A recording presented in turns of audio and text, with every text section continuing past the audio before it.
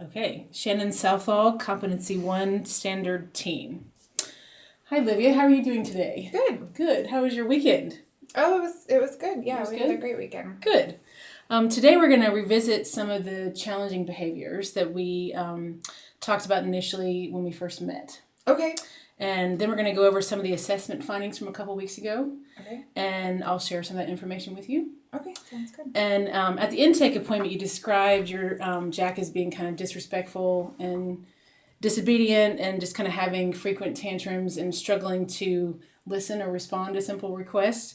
So I just wanted to check in and see if that's still kind of going on for you right now. Yeah, it's been pretty much the same Okay. since we last talked. Okay. And you also identified one of your goals as decreasing the tantrums and his yelling, kind of getting Jack to a point where he listens and responds to you without you getting frustrated. Is that still a goal that you have for yourself? Yeah, I'd love to see that change. Mm-hmm. And so there are several information sources that kind of go into a comprehensive assessment. And so today we're going to discuss the assessments that we use, some of the questionnaire data, and the monitoring form, which is the behavior diary that you did a great job using, just to get a better picture of what's going on. Okay. And also I'm going to share some information about the parent-teen observation that we did the other day. Oh, okay. So any questions so far?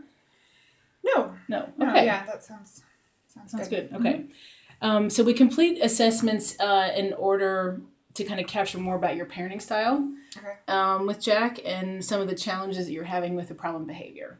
And so we used two assessment tools. One was the parenting scale and the other was the parenting task checklist. Yeah. So the parenting scale was able to provide some information about when Jack misbehaves. Mm-hmm. And there's a range about you either do something about it right now or you do something about it kind of later. Right. And you tend to kind of do something about it later. Yeah. Because you most likely kind of want the incident to kind of go away. And does that sound...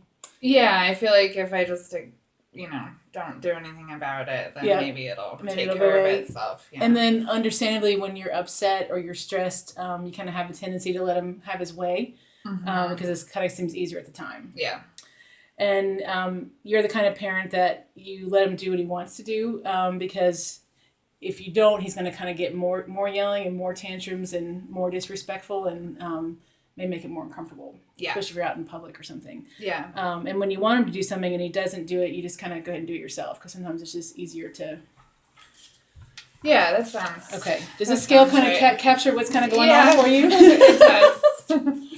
And so with the parenting task checklist, we're able to see when Jack refuses to do something that he's been told to do. And when he gets upset and he doesn't get his way or he interrupts or he yells... he throws tantrums. This kind of picked up, the parenting task checklist kind of picked up more information about the problem behaviors that you're kind of going through. Mm-hmm. And so how was it using the behavior diary?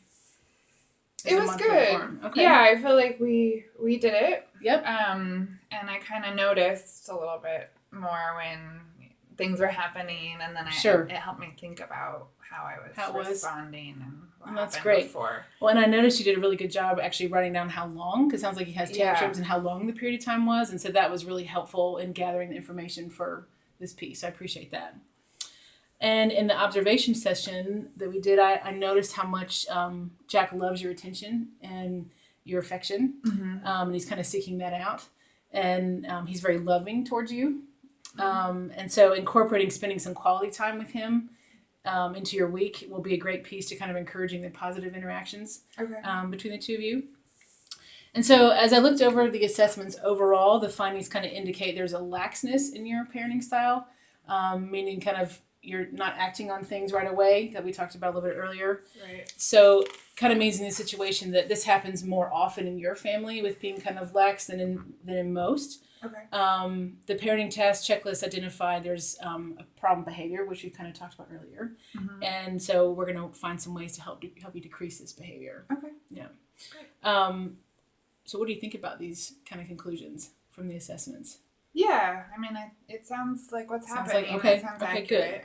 Good. And so Jack is attentive when he wants to be, which is a strength, and I can tell you really care a lot about your son. Yeah. And so you're here to try to get some tools to help you have a better relationship, and that's a really positive thing. Yeah.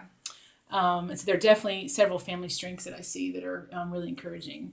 And I want you to understand and be encouraged that research has shown that families that participate in this program have found it really helpful, and it improves their overall positive interactions with their children while kind of diminishing the problem behaviors that we identified. Okay. So positive change can be achieved with your child's behavior, and I'm looking forward to helping you meet those goals. Good. I'm looking forward to it too. Okay, great. So for self-evaluation, I shared the information as far as shared the assessments, and then confirmed that there was still a problem. It was a current problem, and I think could have worked probably a little bit better about soliciting a little more information from the parent and more of a reflective kind of conversation.